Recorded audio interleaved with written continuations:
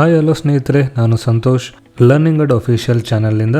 So Yadgir ಜಿಲ್ಲಾ ಪಂಚಾಯತ್ ಇಲ್ಲಿ ಅಂಗನವಾಡಿ ನೇಮಕಾತಿ ಪ್ರಕ್ರಿಯೆಯನ್ನು ಶುರು ಮಾಡಿದ್ದಾರೆ. ಇಲ್ಲಿ ಅಂಗನವಾಡಿ ಕಾರ್ಯಕರ್ತೆ ಮತ್ತು ಸಹಾಯಕಿ ಈ ಎರಡು ಪೋಸ್ಟ್ಗಳಿಗೆ ನೇಮಕಾತಿ ಪ್ರಕ್ರಿಯೆಯನ್ನು ಶುರು ಮಾಡಿದ್ದಾರೆ.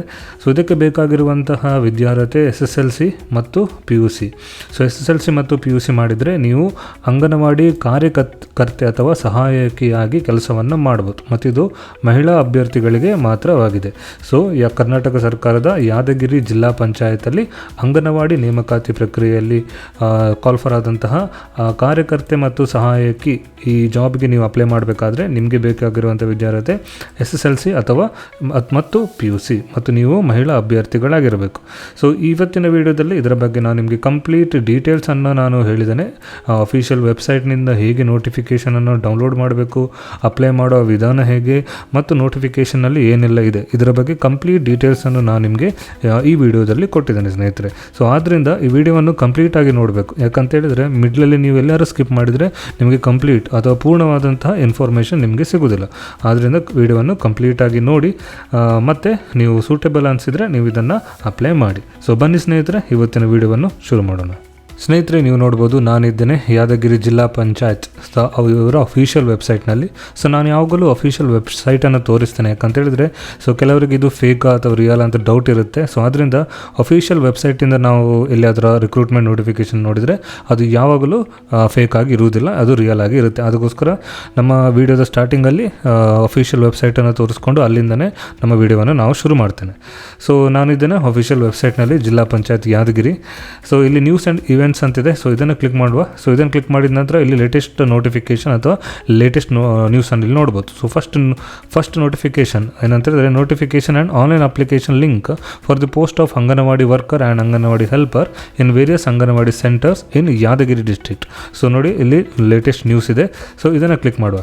ಸೊ ಇದನ್ನು ಕ್ಲಿಕ್ ಮಾಡಿದ ತಕ್ಷಣ ನಿಮಗೆ ಇಲ್ಲಿ ನೋಟಿಫಿಕೇಷನ್ ಪೇಜ್ ಓಪನ್ ಆಗುತ್ತೆ. ಸೊ ಇಲ್ಲಿ ನೋಟಿಫಿಕೇಷನ್ ಅಂತಿದೆ, ನೋಟಿಫಿಕೇಷನನ್ನು ಕ್ಲಿಕ್ ಮಾಡಿದರೆ ಓಪನ್ ಆಗುತ್ತೆ. ಅನಂತರ ನೀವು ಅಪ್ಲೈ ಮಾಡಬೇಕಾದ್ರೆ ಈ ಏನು ಲಿಂಕ್ ಇದೆ, online application link for the post of anganwadi worker and anganwadi helper post ಅಂತಿದೆ, ಅದನ್ನು ಕ್ಲಿಕ್ ಮಾಡಿದರೆ ಆಯಿತು. ಸೊ ವಿಡಿಯೋದ ಎಂಡಲ್ಲಿ ಹೇಗೆ ಅಪ್ಲೈ ಮಾಡಬೇಕು, ಈ ಅಪ್ಲಿಕೇಶನಲ್ಲಿ ಏನೆಲ್ಲ ಇದೆ ಇದರ ಬಗ್ಗೆ ಕೂಡ ಕಂಪ್ಲೀಟಾಗಿ ಡೀಟೇಲ್ಸನ್ನು ಕೊಡ್ತೇನೆ. ಆದ್ದರಿಂದ ಈ ವಿಡಿಯೋವನ್ನು ಕಡೆ ತನಕ ನೋಡಿ. ಸೊ ಮೊದಲನೇದಾಗಿ ನಾವು ನೋಟಿಫಿಕೇಷನನ್ನು ಕ್ಲಿಕ್ ಮಾಡುವ. ಸೊ ಅದಕ್ಕಿಂತ ಮುಂಚೆ ಸ್ನೇಹಿತರೆ, ಸೊ ನೀವು ನಮ್ಮ ಈ ಚಾನಲ್ಗೆ ಹೊಸಬರಾಗಿದ್ದರೆ ನಮ್ಮ ಈ ಯೂಟ್ಯೂಬ್ ಚಾನಲನ್ನು ಸಬ್ಸ್ಕ್ರೈಬ್ ಮಾಡೋದನ್ನು ಮರಿಬೇಡಿ. ಹಾಗೆ ನಮ್ಮ ಇನ್ಸ್ಟಾಗ್ರಾಮ್ ಅಕೌಂಟನ್ನು ಫಾಲೋ ಮಾಡಿ, ನಮ್ಮ ವಾಟ್ಸಪ್ ಗ್ರೂಪ್ ಇದೆ, ಅದನ್ನು ಜಾಯ್ನ್ ಆಗಿ. ಸೊ ಅದರೆಲ್ಲದರ ಲಿಂಕ್ ನಮ್ಮ ಚಾನಲ್ನ ಬಯೋದಲ್ಲಿದೆ, ಡಿಸ್ಕ್ರಿಪ್ಷನ್ನಲ್ಲಿ ಕೂಡ ಇರುತ್ತೆ. ಸೊ ಕ್ಲಿಕ್ ಮಾಡಿಕೊಂಡು ನೀವು ಸಬ್ಸ್ಕ್ರೈಬ್ ಆಗ್ಬೋದು, ಫಾಲೋ ಆಗ್ಬೋದು, ಮತ್ತು ಜಾಯ್ನ್ ಕೂಡ ಆಗ್ಬೋದು. ಯಾಕಂತೇಳಿದರೆ ಸೊ ಈ ಚಾನಲಲ್ಲಿ ಯಾವಾಗಲೂ ಆನ್ಲೈನ್ ವರ್ಕ್ ಇರ್ಬೋದು, ಗೌರ್ಮೆಂಟ್ ಜಾಬ್ ಅಥವಾ ಪ್ರೈವೇಟ್ ಜಾಬ್, ಸ್ಕಾಲರ್ಶಿಪ್ಸ್ ಇರ್ಬೋದು, ಇಂಟರ್ನ್ಶಿಪ್ಸ್ ಇರ್ಬೋದು, ಇದರೆಲ್ಲದರ ಬಗ್ಗೆ ನಾವು ವಿಡಿಯೋವನ್ನು ಹಾಕ್ತಾ ಇರ್ತೇವೆ. ಸೊ ನೀವು ಯಾವುದೇ ವಿಡಿಯೋವನ್ನು ಮಿಸ್ ಮಾಡದೆ ಆಗಿರಲಿಕ್ಕೋಸ್ಕರ ನಮ್ಮ ಚಾನಲನ್ನು ಸಬ್ಸ್ಕ್ರೈಬ್ ಆಗೋದನ್ನು ಮರಿಬೇಡಿ. ಸೊ ವಿಡಿಯೋವನ್ನು ಮುಂದುವರಿಸುವ ಮುಂಚೆ ಸಬ್ಸ್ಕ್ರೈಬ್ ಆಗಿ ವಿಡಿಯೋವನ್ನು ಕಂಟಿನ್ಯೂ ಮಾಡಿ ಸ್ನೇಹಿತರೆ. ಸೊ ನೋಟಿಫಿಕೇಷನನ್ನು ಕ್ಲಿಕ್ ಮಾಡುವ. ನೋಟಿಫಿಕೇಷನನ್ನು ಕ್ಲಿಕ್ ಮಾಡಿದ ತಕ್ಷಣ ಇಲ್ಲಿ ನೋಡ್ಬೋದು, ನಿಮಗೆ ಒಂದು ಕಂಪ್ಲೀಟ್ ನೋಟಿಫಿಕೇಷನನ್ನು ಕೊಟ್ಟಿದ್ದಾರೆ. ಸೊ ಇವತ್ತಿನ ವಿಡಿಯೋದಲ್ಲಿ ಇದರ ಬಗ್ಗೆ ನಾನು ನಿಮಗೆ ಡೀಟೇಲನ್ನು ಕೊಡಲಿಕ್ಕಿದ್ದೇನೆ. ಸೊ ಬನ್ನಿ, ಸೊ ಅಧಿಸೂಚನೆಯನ್ನು ನೋಡುವ. ಸ್ನೇಹಿತರಲ್ಲಿ ನೋಡ್ಬೋದು, ಕರ್ನಾಟಕ ಸರ್ಕಾರ ಮಹಿಳಾ ಮತ್ತು ಮಕ್ಕಳ ಅಭಿವೃದ್ಧಿ ಇಲಾಖೆ ಯಾದಗಿರಿ. ಸೊ ಇಲ್ಲಿ ಅಂಗನವಾಡಿ ಕಾರ್ಯಕರ್ತೆ ಮತ್ತು ಅಂಗನವಾಡಿ ಸಹಾಯಕಿ. ಸೊ ಯೋಜನೆ ಹೆಸರು ಸೊ ಎಲ್ಲೆಲ್ಲಿದೆ, ಶಹಪುರ, ಸುರಪುರ, ಯಾದಗಿರಿ, ಗುರುಮಠಕಲ್. ಸೊ ಇಲ್ಲಿ ಟೋಟಲ್ ಆಗಿ ಅಂಗನವಾಡಿ ಕಾರ್ಯಕರ್ತೆ 61 ಪೋಸ್ಟ್ ಇದೆ, ಮತ್ತು ಅಂಗನವಾಡಿ ಸಹಾಯಕಿ 171 ಪೋಸ್ಟ್ಗಳಿವೆ ಸ್ನೇಹಿತರೆ. ಸೊ ಮೇಲಿನ ಒಟ್ಟು 61 ಅಂಗನವಾಡಿ ಕಾರ್ಯಕರ್ತರು ಮತ್ತು 171 ಅಂಗನವಾಡಿ ಸಹಾಯಕಿ ಹುದ್ದೆಯನ್ನು ಸರ್ಕಾರದ ನೇಮಕಾತಿ ಮಾರ್ಗಸೂಚಿಯಂತೆ ಭರ್ತಿ ಮಾಡಲು ಆನ್ಲೈನ್ ಮೂಲಕ ಯಾದಗಿರಿ ವೆಬ್ಸೈಟ್, ನಾನೇನು ವೆಬ್ಸೈಟ್ ತೋರಿಸಿದ್ದೇನೆ, ಸೊ ಅಲ್ಲಿ ಅಧಿಸೂಚನೆಯನ್ನು ಲಿಂಕನ್ನು ಬಳಸಿ ಸಲ್ಲಿಸುವುದು. ಸೊ ಅಲ್ಲಿ ನೀವು ಅಪ್ಲಿಕೇಶನನ್ನು ಹಾಕಬೇಕಂತೇಳಿ ಹೇಳಿದ್ದಾರೆ. ಸೊ ಕೊನೆಯ ದಿನಾಂಕ ಸೊ ಸ್ಟಾರ್ಟ್ ಆದದ್ದು 24/7/2026, ಹಾಗೆಯೇ ಕೊನೆಯ ದಿನಾಂಕ 24/8/2026. ಅಂಗನವಾಡಿ ಕಾರ್ಯಕರ್ತೆ ಮತ್ತು ಸಹಾಯಕ ಹುದ್ದೆಗಳ ಅರ್ಜಿಯನ್ನು ಆನ್ಲೈನ್ ಮೂಲಕವೇ ಅರ್ಜಿಯನ್ನು ಸಲ್ಲಿಸಬೇಕು. ನೀವು ಆನ್ಲೈನ್ ಮೂಲಕ ಮಾತ್ರ ಅರ್ಜಿಯನ್ನು ಸಲ್ಲಿಸಲಿಕ್ಕೆ ಆಗೋದು. ಸೊ ಬೇರೆ ಯಾವುದೇ ರೀತಿಯಲ್ಲಿ ನೀವು ಅರ್ಜಿಯನ್ನು ಸಲ್ಲಿಸಿದಲ್ಲಿ ಅದನ್ನು ಪರಿಗಣಿಸಲಾಗುವುದಿಲ್ಲ. ಸೊ ಅರ್ಜಿಯನ್ನು ಸಲ್ಲಿಸೋ ಮೊದಲು ನೇಮಕಾತಿ ಮಾರ್ಗಸೂಚನೆ ಅಂದರೆ ಈಗೇನು ಅಧಿಸೂಚನೆ ಇದೆ ಅದನ್ನು ಕರೆಕ್ಟಾಗಿ ನೋಡಿಕೊಂಡು ನೀವು ಅದನ್ನು ಭರ್ತಿ ಮಾಡಬೇಕು. ಮತ್ತು ನಿಮಗೆ ಏನು ಅವಶ್ಯಕ ದಾಖಲೆಗಳಿವೆ ಅದನ್ನು ಸ್ಕ್ಯಾನ್ ಮಾಡಿ ಅಲ್ಲಿ ಅಪ್ಲೋಡ್ ಮಾಡಲಿಕ್ಕೆ ಮಾಡಬೇಕಾಗ ಪರಿಸ್ಥಿತಿ ಕೂಡ ಇರುತ್ತೆ. ಸೊ ಆನ್ಲೈನ್ ಮೂಲಕ ಎಲ್ಲ ಅಗತ್ಯ ದಾಖಲೆಗಳನ್ನು ಸಲ್ಲಿಸೋದು, ತದನಂತರ ಸಲ್ಲಿಸೋ ದಾಖಲೆಗಳನ್ನು ಪರಿಗಣಿಸುವುದಿಲ್ಲ. ಅಂದರೆ ನೀವು ಯಾವಾಗ ಆನ್ಲೈನ್ ಅಪ್ಲೈ ಮಾಡ್ತೀರಿ ಅಲ್ಲಿ ನಿಮ್ಮ ಏನು ದಾಖಲೆಗಳಿವೆ ಅದನ್ನು ಸ್ಕ್ಯಾನ್ ಮಾಡಿ ಇಟ್ಕೊಳ್ತೀರಿ, ಅದನ್ನು ಅಪ್ಲೈ ಮಾಡಬೇಕು. ಮತ್ತು ನಾನು ಅದನ್ನು ಕೊಡ್ತೇನೆ ಅಂತ ಹೇಳಿದರೆ ಅದನ್ನು ಅವರು ಅಕ್ಸೆಪ್ಟ್ ಮಾಡ್ಕೊಳ್ಳೋದಿಲ್ಲ. ಸೊ ಅರ್ಹತೆ ಹಾಗೂ ಮಹಿಳೆಯರಿಗಿರಬೇಕು ಮತ್ತು ಅಲ್ಪಸಂಖ್ಯಾತರ ಮಹಿಳೆಯರು ಅರ್ಜಿ ಸಲ್ಲಿಸಲು ಅರ್ಹರಾಗಿರ್ತಾರೆ. ಸೊ ಇದು ಮಹಿಳೆಯರಿಗೆ ಮಾತ್ರ. ಸೊ ನಿಮ್ಮ ಯಾರಾದರೂ ನಿಮ್ಮ ರಿಲೇಟಿವಲ್ಲಿ ಇದಕ್ಕೆ ಸೂಟೇಬಲ್ ಯಾರು ಇದ್ದರೆ ಅವರಿಗೆ ಈ ವಿಡಿಯೋವನ್ನು ಶೇರ್ ಮಾಡಿ. ಸೊ ವಯೋಮಿತಿ ಏಜ್ ಹೇಗಿರುತ್ತೆ ಅಂತ ಹೇಳಿದ್ರೆ, ಅರ್ಜಿ ಸಲ್ಲಿಸಲಿಕ್ಕೆ 19ರಿಂದ 35 ವರ್ಷ ಒಳಗಿನ ಹೆಣ್ಣು ಮಕ್ಕಳು ಮತ್ತು ಮಹಿಳಾ ಲಿಂಗತ್ವ ಅಲ್ಪಸಂಖ್ಯಾತರು. ಸೊ ಇವರು ನೀವು ಆ ಅರ್ಜಿಯನ್ನು ಸಲ್ಲಿಸ್ಬೋದು. ಹಾಗೆ ವಿಕಲಚೇತನರಿಗೆ 10 ವರ್ಷದ ಏಜ್ ರಿಲ್ಯಾಕ್ಸೇಷನ್ ಕೂಡ ಇರುತ್ತೆ. ಸ್ಥಳೀಯತೆ, ಅಂಗನವಾಡಿ ಕಾರ್ಯಕರ್ತೆ ಮತ್ತು ಸಹಾಯಕ ಹುದ್ದೆಗಳಿಗೆ ಸಂಬಂಧಿಸಿದಂತೆ ಗ್ರಾಮಾಂತರ ಪ್ರದೇಶದ ಕೇಂದ್ರದಲ್ಲಿ ಆಯಾ ಕಂದಾಯ ಗ್ರಾಮದಲ್ಲಿ ವಾಸ್ತವ್ಯ ಹೊಂದಿರಬೇಕು. ಸೊ ನೀವು ಅಲ್ಲಿ ನೆಲೆಸಿರಬೇಕು. ಅಂಗನವಾಡಿ ಕಾರ್ಯಕರ್ತೆ ಸಹಾಯಕರ ಆಯ್ಕೆಗೆ ಸ್ಥಳೀಯ ಮಜ್ರೆ, ತಾಂಡ ಹಾಗೂ ಹಾಡಿಗೆ ಸೇರಿದವರಾಗಿದ್ದರೆ ಸಂಬಂಧಿಸಿದ ವಾಸ್ತವ್ಯ ಪ್ರಮಾಣ ಪತ್ರ. ಸೊ ನೀವು ಅಲ್ಲಿರುವ ಒಂದು ವಾಸ್ತವ್ಯ ಪ್ರಮಾಣ ಪತ್ರವನ್ನು ಕೂಡ ಕೊಡಬೇಕಾಗಿರುತ್ತೆ. ನಗರದ ಪ್ರದೇಶದ ಅಂಗನವಾಡಿ ಕೇಂದ್ರದಲ್ಲಿ ಆಯಾ ಕಂದಾಯ ವಾರ್ಡ್ನಲ್ಲಿ ವಾಸ್ತವ್ಯ ಹೊಂದಿರಬೇಕು ಹಾಗೂ ವಾಸಸ್ಥಳ ಪ್ರಮಾಣ ಪತ್ರವನ್ನು ಸಕ್ಷಮ ಪ್ರಾಧಿಕಾರದಿಂದ ಪಡೆದು ಅರ್ಜಿಯೊಂದಿಗೆ ಸಲ್ಲಿಸಬೇಕು. ಸೊ ನೀವು ಎಲ್ಲಿ ಇರ್ತೀರಿ ಅದರ ವಾಸ ಪ್ರಮಾಣ ಪತ್ರವನ್ನು ನೀವು ಸಂಬಂಧಪಟ್ಟ ಅಧಿಕಾರಿಯೊಂದಿಗೆ ಪಡ್ಕೊಂಡು ಇಲ್ಲಿ ಅಪ್ಲೋಡ್ ಮಾಡಲಿಕ್ಕೆ ಇರುತ್ತೆ. ವಿದ್ಯಾರ್ಹತೆ, ಎಜುಕೇಷನ್ ಎಷ್ಟಿರಬೇಕು? ಅಂಗನವಾಡಿ ಕಾರ್ಯಕರ್ತೆ ಹುದ್ದೆಗೆ ಅರ್ಜಿ ಸಲ್ಲಿಸುವವರಿಗೆ ನೀವು ಕನಿಷ್ಠ PUC ಹೊಂದಿರಬೇಕು ಮತ್ತು SSLC ನೀವು ಮಾಡಿರುವಾಗ ಕನ್ನಡ ಭಾಷೆಯನ್ನು ಪ್ರಥಮ ಅಥವಾ ದ್ವಿತೀಯ ಭಾಷೆಯನ್ನಾಗಿ ಹೊಂದಿರಬೇಕು. ಸೊ ಯಾರು ಅಂಗನವಾಡಿ ಕಾರ್ಯಕರ್ತೆ ಮಾಡ್ತೀರಿ ಅವರಿಗೆ 2 ವಿದ್ಯಾರ್ಹತೆ ಹೊಂದಿರಬೇಕು. ಮೊದಲನೇದಾಗಿ ನೀವು PUC ಆಗಿರಬೇಕು, ಅನಂತರ SSLCಯಲ್ಲಿ ನೀವು ಕನ್ನಡ ಭಾಷೆಯನ್ನು ಪ್ರಥಮ ಅಥವಾ ದ್ವಿತೀಯ ಭಾಷೆಯನ್ನಾಗಿ ತಗೊಂಡಿರಬೇಕು. ಹಾಗೆ ಅಂಗನವಾಡಿ ಕಾರ್ಯಕರ್ತರ ನೇಮಕ ಸಂದರ್ಭದಲ್ಲಿ ಸರ್ಕಾರದ ಅಂಗೀಕೃತ ಸಂಸ್ಥೆಗಳಿಂದ DSERT ಇಂದ ECCE diploma course, JOC course, NTT course ಹಾಗೂ ಅಂಗನವಾಡಿ ಚಟುವಟಿಕೆಗಳಿಗೆ ಸಂಬಂಧಿಸಿದಂತೆ diploma nutrition, home science certificate course, 1 ವರ್ಷದ ನರ್ಸರಿ ಅಥವಾ ಪೂರ್ವ ಪ್ರಾಥಮಿಕ ತರಬೇತಿ ಪಡೆದು ಪ್ರಮಾಣ ಪತ್ರ ಹೊಂದಿದವರಿಗೆ ಮೊದಲ ಆದ್ಯತೆ ಕೊಡ್ತಾರೆ. ಕಂಪಲ್ಸರಿ ಇಲ್ಲ, ಬಟ್ ಇದೆಲ್ಲ ಇದ್ದವರಿಗೆ ಫಸ್ಟ್ ಪ್ರಿಫರೆನ್ಸ್ ಕೊಡ್ತಾರೆ. ಆಗ ನಿಮಗೆ 5 ಬೋನಸ್ ಅಂಕ ಕೂಡ ಕೊಡ್ತಾರೆ.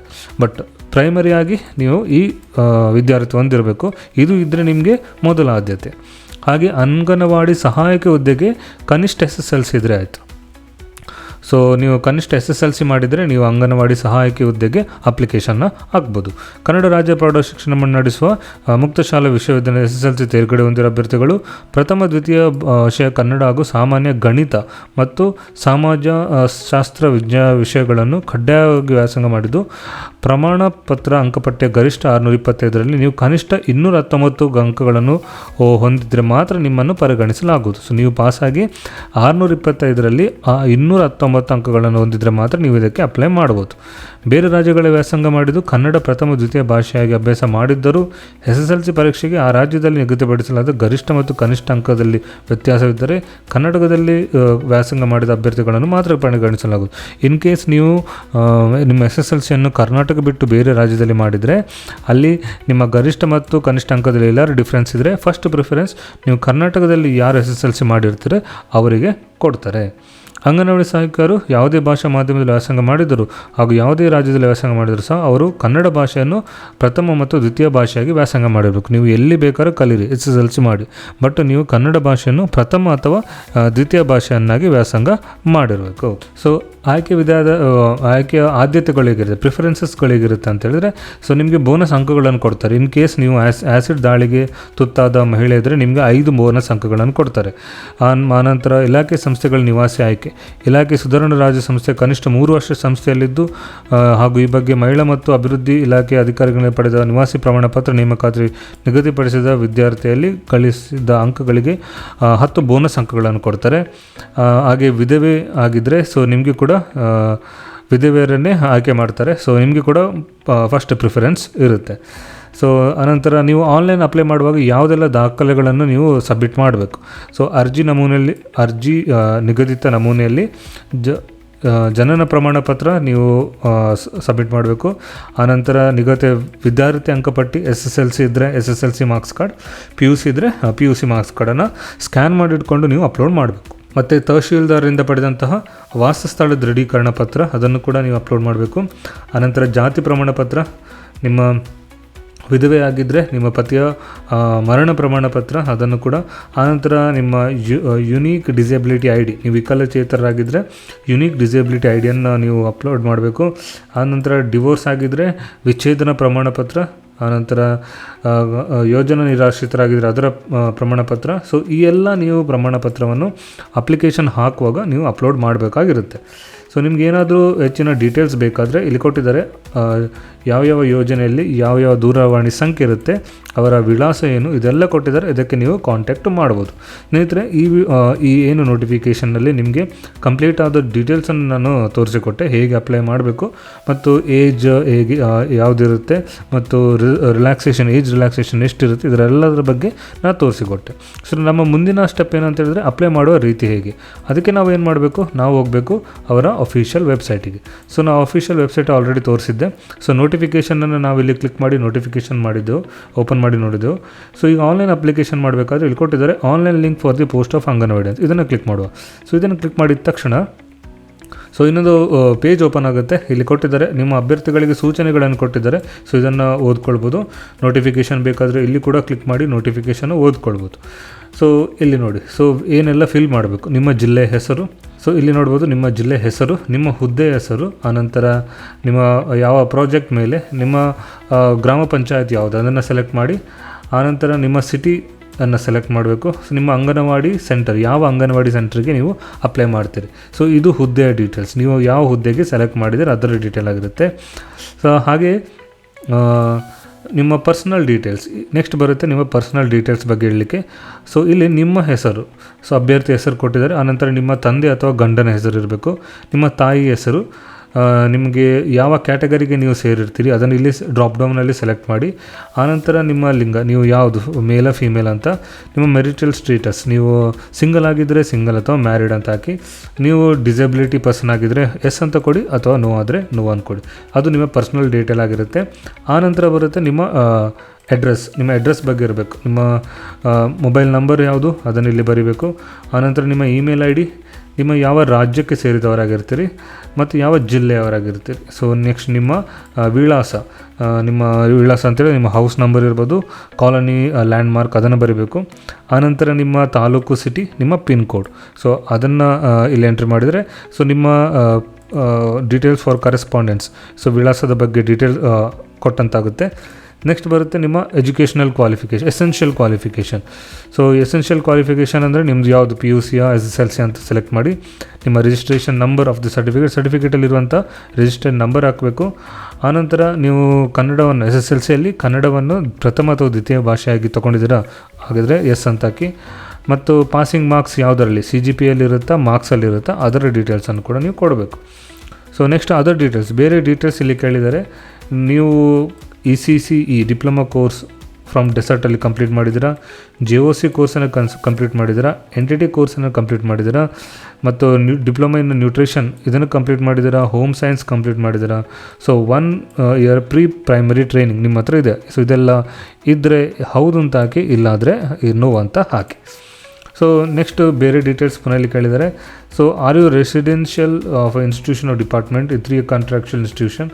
ಸೊ ನೀವು ಡಿಪಾರ್ಟ್ಮೆಂಟಲ್ಲಿ 3 ಇಯರ್ ವರ್ಕ್ ಮಾಡಿದ್ದೀರಾ, ನೀವು ಡೈವರ್ಸ್ ವುಮೆನಾ, ನೀವು ಆ್ಯಸಿಡ್ ಅಟ್ಯಾಕ್ ಆದ ವುಮೆನ್ ಆಗಿದ್ದೀರಾ, ನೀವು ವಿಧವೆ ಆಗಿದ್ದೀರಾ, ನೀವು ಡಾಟರ್ ಆಫ್ ಫಾರ್ಮರ್ ದೇವದಾಸಿ, ನೀವು ದೇವದಾಸಿಯ ಮಕ್ಕಳಾಗಿದ್ದೀರಾ, are you project displaced person with refugee, resident certificate number. So ಇಲ್ಲಿ ನಿಮ್ಮ ಏನು ವಾಸಸ್ಥಳ ಸರ್ಟಿಫಿಕೇಟನ್ನು ಅಪ್ಲೋಡ್ ಮಾಡಲಿಕ್ಕಿರುತ್ತೆ ಅದರ ನಂಬರಲ್ಲಿ ಹಾಕಬೇಕು, ಮತ್ತು ಯಾವ ದಿನಾಂಕಕ್ಕೆ ನಿಮಗೆ ಆ ಸರ್ಟಿಫಿಕೇಟ್ ಸಿಕ್ಕಿದೆ ಅದನ್ನು ಡೀಟೇಲನ್ನು ಕೂಡ ಇಲ್ಲಿ ಬರೀಬೇಕು.